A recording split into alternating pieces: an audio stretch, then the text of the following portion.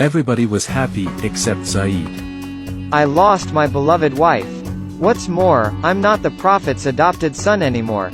In the past, people called me Zayd bin Muhammad, but now they call me Zayd bin Haritha. How can I be happy in a situation like this? Up to late at night, guests still did not want to leave Prophet Muhammad's house. The Prophet left the room to give a hint that it was time for the guests to leave.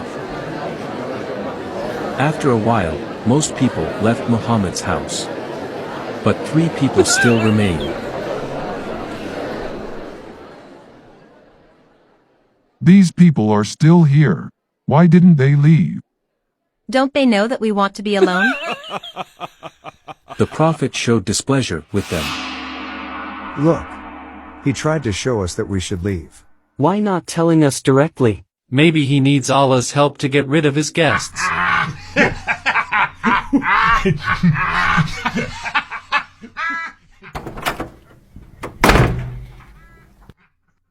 At last, what am I supposed to do?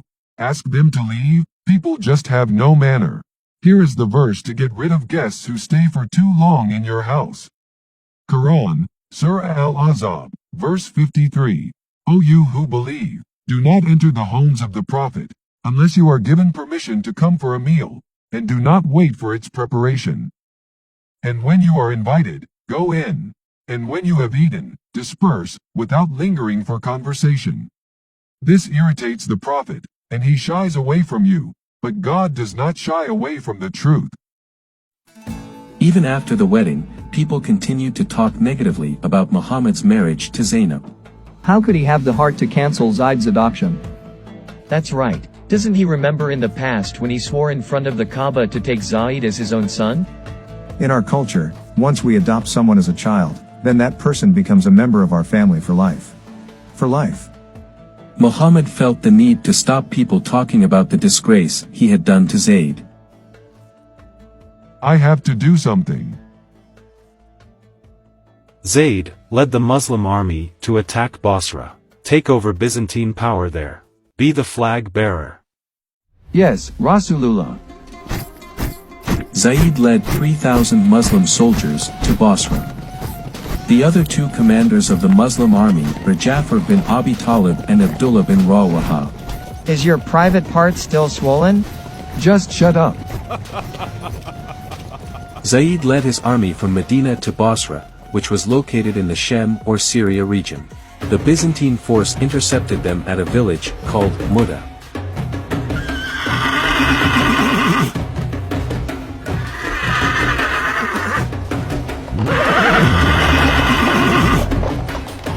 Oh, they're already waiting for us. Retreat! Retreat!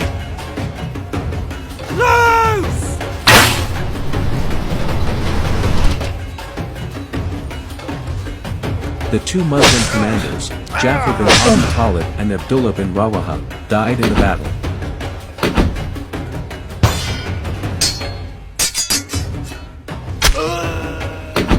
In the past, by Muhammad's order, Zayd used to attack and rob Quraysh merchants who were easy targets.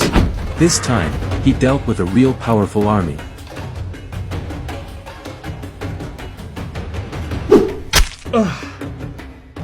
Zayd finally died. Conclusion.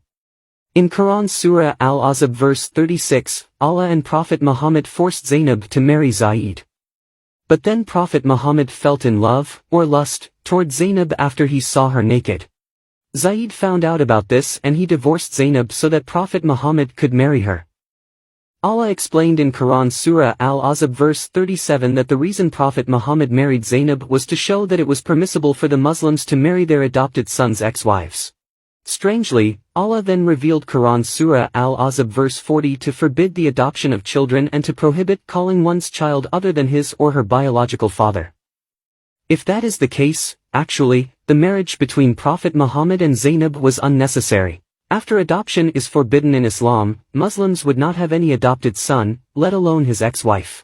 Why did Allah order Zaynab to marry Zayd in Quran Surah Al-Ahzab verse 36 when he knew that in Quran Surah Al-Ahzab verse 37 Zaynab had to marry Prophet Muhammad? Apparently, Allah is an all-flip-flopping God. Some Muslims argue that adopted children are not biological children so that the Prophet Muhammad may marry his adopted son's wife. This is a weak excuse because legally and ethically, he was still considered a son in a civilized world.